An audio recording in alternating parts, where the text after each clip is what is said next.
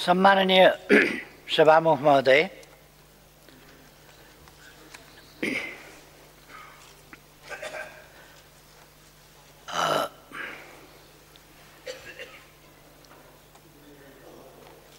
भोलिबाट मित्रराष्ट्र थाइल्यान्डमा मेरो औपचारिक भ्रमण हुँदैछ। कूटनीतिक सम्बन्ध स्थापना भएको 65 वर्षपछि नेपालको प्रधानमन्त्रीको पहिलो पटक औपचारिक भ्रमण हुँदैछ। यसबीचमा यति नजिकको र ट्रान्जिट पोइन्ट जस्तो त्यहीँबाट यता जाने उता जाने भइरहने, तर औपचारिक भ्रमण चाहिँ नभएको त्यस्तो अवस्था रहेछ। त्यसलाई अन्त्य गर्नका लागि यसपटक औपचारिक भ्रमण नेपालको तर्फबाट पहिलो पटक कार्यकारिणी प्रमुखको पहिलो पटक भ्रमण हुँदैछ।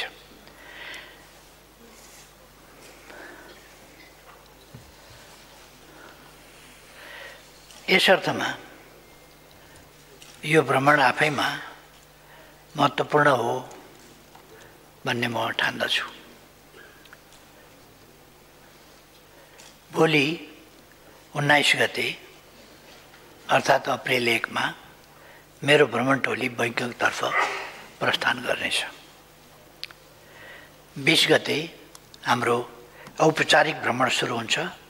भ्रमणको क्रममा महामहिम प्रधानमन्त्रीसँग द्विपक्षीय वार्ता हुन्छ।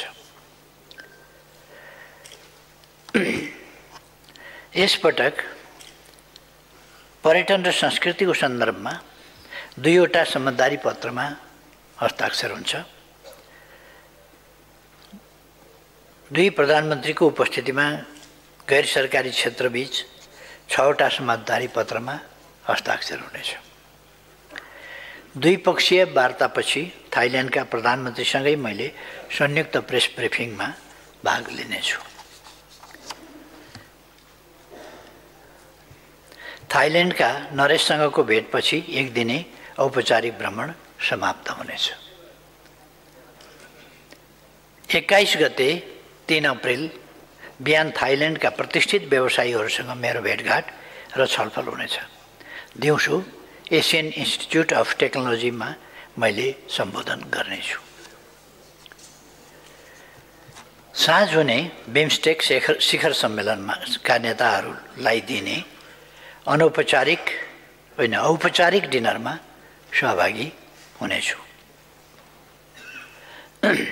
समयको चाप छ।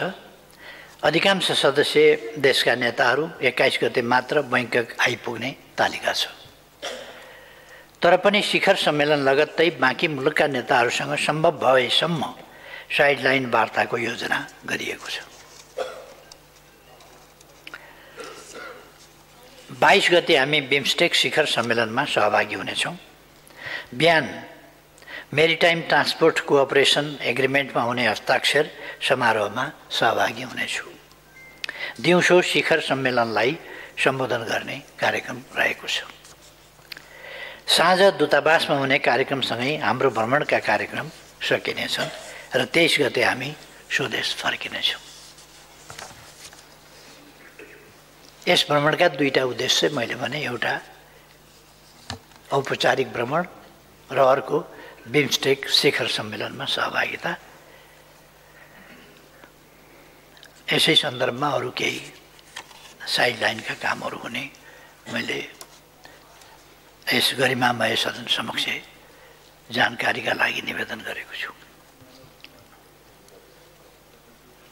सम्माननीय सभामुख महोदय, गत चैत 15 गते 2वटा राजनीतिक कार्यक्रमबारे प्रशासनलाई जानकारी गराइएको थियो। दुवै कार्यक्रम शान्तिपूर्ण र संवैधानिक दायराभित्रको भनिएको थियो। शान्ति सुव्यवस्था कायम राख्दै विरोध आलोचनाको संवैधानिक अधिकार सुनिश्चित गर्न सरकारले हुन सक्ने अवांछित घटनाप्रति आयोजकहरूलाई सचेत गराएको थियो।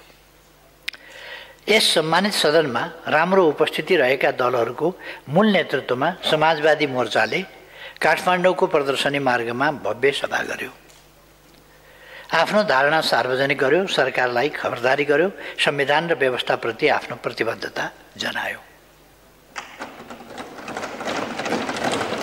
शालीन जुलुस सहित भएको त्यस कार्यक्रमका आयोजकहरूलाई धन्यवाद ज्ञापन गर्दछु।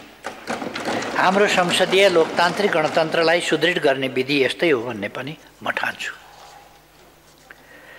काठमाडौँको 3 कुनेमा अर्को सभाको लागि स्थान दिइएको थियो। त्यस कार्यक्रममा आयोजक को हुन् भन्नेमा केही आशंका र दुविधा समेत थियो।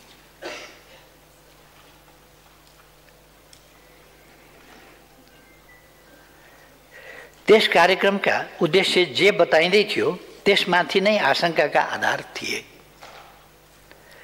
दुविधा यस अर्थमा थियो त्यसका आयोजक मध्ये केही नाम यस सम्मानित सदनमा उपस्थित दलका नेताहरूको पनि थियो।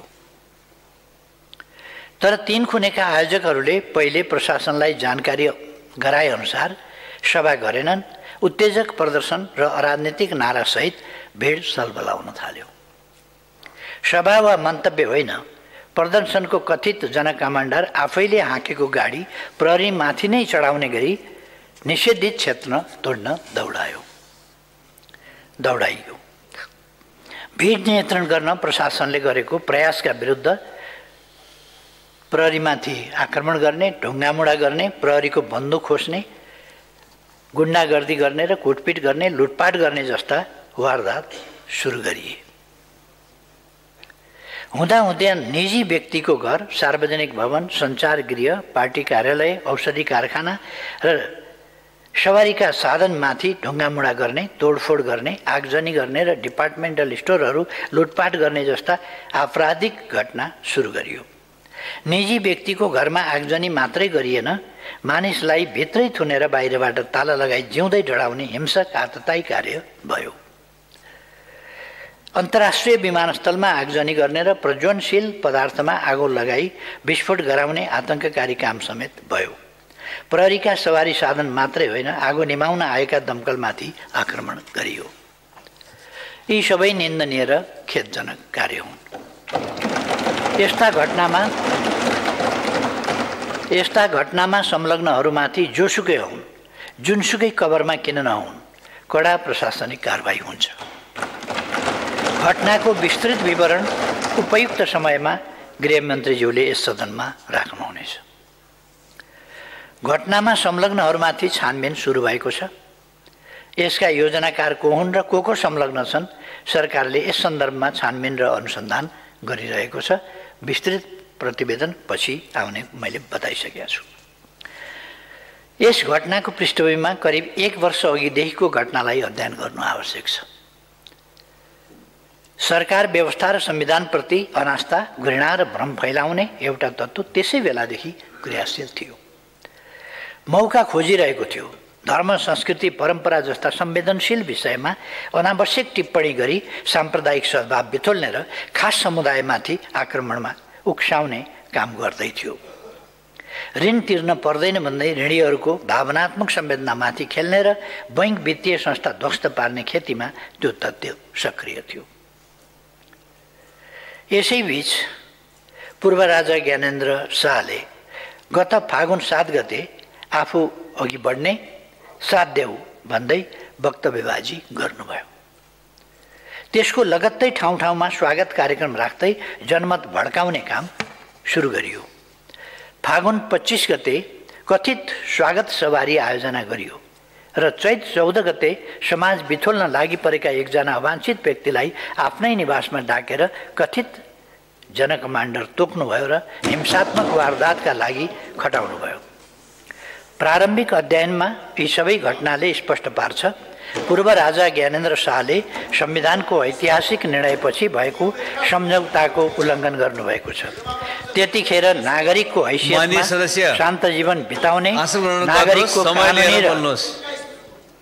नागरिकको कानुनी र त्यतिखेर नागरिकको हैसियतमा शान्त जीवन बिताउने, नागरिकको कानुनी र संवैधानिक अधिकार प्रयोग गरी व्यापार व्यवसाय सञ्चालन गर्ने, पूर्व राष्ट्र प्रमुखको हैसियतमा सरकारले सुरक्षाको प्रबन्ध गर्ने र उहाँलाई नागार्जुन दरबार प्रयोग गर्न र उहाँको मातालाई प्रयोग गरिरहेको नारायण हिटी दरबार परिसरको भवन प्रयोग गर्न दिने सहमति भएको थियो। प्रधानमन्त्रीले समय पाउनु भएको छ, उहाँले राष्ट्रिय सभाका माननीय सदस्य एवं तत्कालीन गृहमन्त्री श्री कृष्ण प्रसाद सिटौलाले सरकारको तर्फबाट संवाद व्यवस्थापन गर्नुभयो। माननीय सदस्यहरू आसन ग्रहण गर्नुहोस्। आपराधिक घटनामा नियमावलीको होइन, या संविधान उल्लङ्घन गर्ने व्यवस्था मास्ने कुरासँग म प्रश्न उठाइरहेको छु। माननीय सदस्यहरू आसन ग्रहण गर्नुहोस् र प्रधानमन्त्रीलाई समय दिएको छ। सबैले यस देशमा सबैले संविधान मान्नुपर्छ, व्यवस्था मान्नुपर्छ। हल्ला गरेको भरमा राजनीति र संसद सबैलाई अवरोध गर्ने काम गर्न मिल्दैन।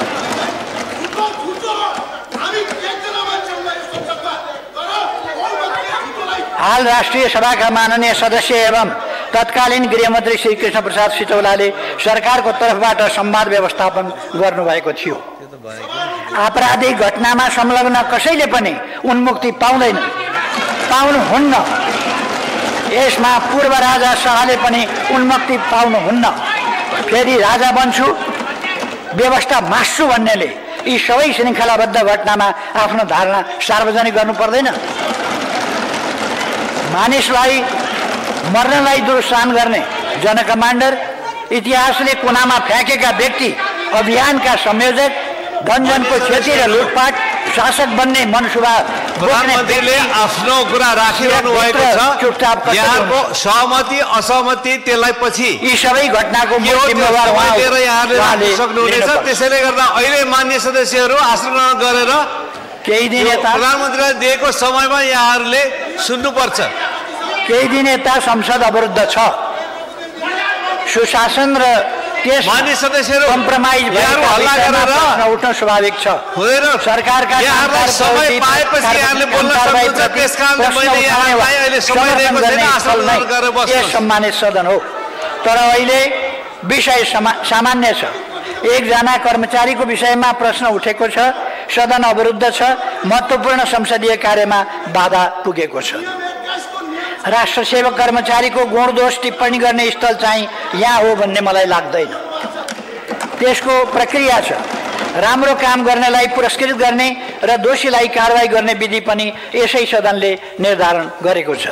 यति चाहिँ भनौँ, सामान्यतः कुनै पनि कर्मचारीबाट विभागीय मन्त्रीले आफूप्रति लोयल्टी फिल गरेन भने, वा मन्त्रीप्रति कानुनप्रति लोयल्टी फिल भएन भने, वा लोयल्टी राखिएन भने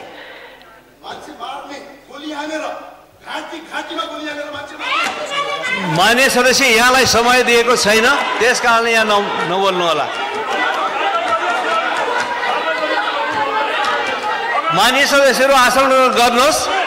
यहाँबाट अनुमति लिएर मात्रै बोल्नको लागि म मान्य सदस्यहरूलाई विशेष निर्देशन गर्दछु। अनुमति नपाइकन तल मान्यहरू कोही पनि नबोल्नुहोस्। अनुमति पाएको प्रधानमन्त्रीले अनुमति पाएको छ, उहाँको भनाइ सुन्नुहोस्। परीक्षण पनि होला, हुने ठाउँमै होला। त्यो पनि त्यस्तो अवस्थामा सरुवा गर्ने, जगेडामा राख्ने, स्पष्टीकरण माग्ने, नसिहत चेतावनी दिने वा पदमुक्त गर्ने सम्मका काम गरिन्छ। यो अहिलेको सरकारले मात्रै होइन, जहिलेको सरकारले पनि गर्छ। अहिले पनि भएको छ, जहिले पनि भएको छ। चित्त नबुझ्ने पक्षले कानुनी उपचारको हक राख्छ, त्यो पनि हुने गरेको छ, भइरहेको छ। अहिले यस विषय सम्मानित अदालतमा विचाराधीन छ। यसमा थप चर्चा परिचर्चा गर्न विधि सम्मत हुन्न भन्ने यस सम्मानित सदनलाई जानकारी नै छ। त्यसैले यस विषयमा मलाई लाग्छ थप बहस नगरौँ। अहिलेको परिस्थितिमा ससाना विषयहरूमा ठुलो बहस विवाद चलाउने परिस्थिति पनि होइन, अवस्था पनि छैन। अहिले संविधानको रक्षा, जनताले लडेर ल्याएका अधिकारहरूको रक्षा, लोकतन्त्रको रक्षा, सङ्घीय लोकतान्त्रिक गणतन्त्रको रक्षा र त्यसको सफल कार्यान्वयनको समय हो। त्यसका लागि सिङ्गो सदन एक हुनुपर्ने आवश्यकता छ।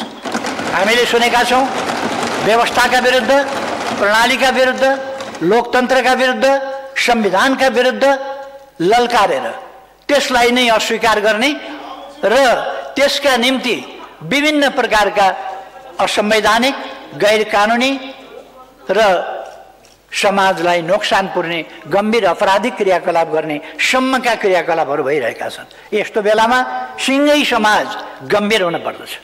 यस्तो बेलामा सिङ्गै समाज गम्भीर भएर यस्ता कुराहरूलाई रोक्न पर्दछ। हाम्रो ध्यान त्यतापट्टि जानुपर्छ भन्ने मलाई लागेको छ। कहीँ कतै सरकारको तर्फबाट कुनै काममा या कुनै नीतिमा कुनै व्यवहारमा कहीँ कमी कमजोरी भएको छ भने सरकार आलोचना सुन्न तयार छ, तर ती आलोचनाहरू संविधान र व्यवस्थाका कानुनका दायराभित्र र सामाजिक मूल्य मान्यताका दायराभित्र हुनुपर्दछ। जथाभावी भ्रम फैलाउने, जथाभावी क्रियाकलाप गर्ने, जथाभावी बोल्ने जस्ता कुराहरू यो कहीँ पनि स्वीकार्य हुन सक्दैन। लोकतन्त्रमा जस्ता सुकै कुराहरू र असामाजिक कुराहरू पनि स्वीकार्य हुने भन्ने कुरा हुन सक्दैन। लोकतन्त्रले एउटा सीमा निर्धारण गरेको हुन्छ। संविधान कानुन त्यसका लागि बनेका हुन्छन्। केही पनि नमान्ने, समाजमा अराजकता फैलाउने कुरा हुन सक्दैन। त्यस्ता खालका क्रियाकलाप भइरहेका छन्, त्यसको छानबिन भइरहेको छ। त्यो छानबिन गरेर त्यस्ता क्रियाकलापमा संलग्नमाथि कारबाही हुन्छ, हुन सुरु गरिसकेका छ, मैले भनिसकेका छु। यसर्थ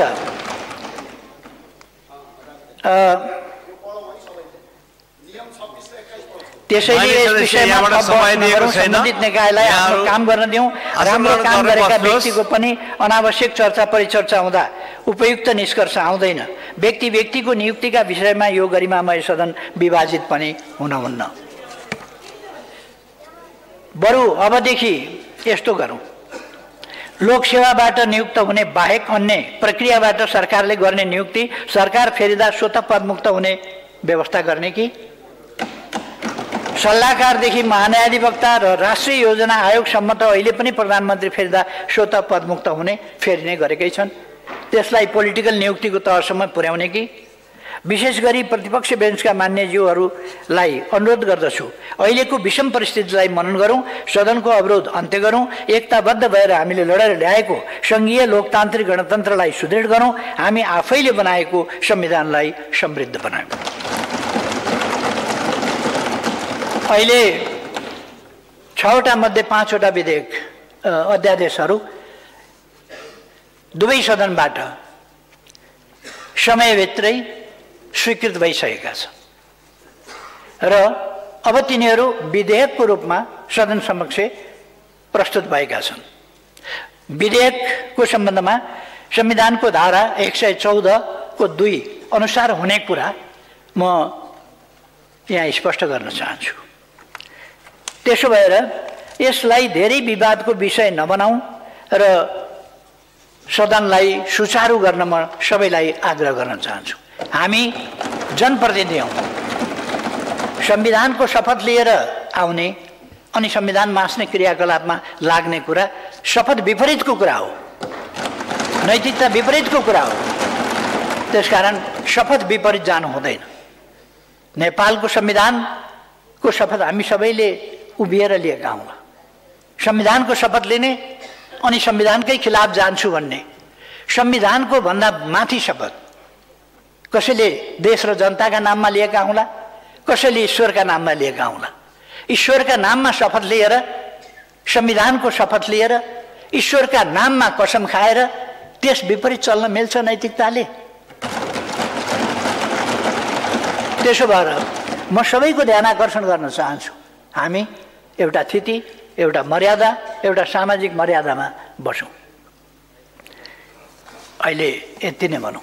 धन्यवाद, सबैलाई धन्यवाद।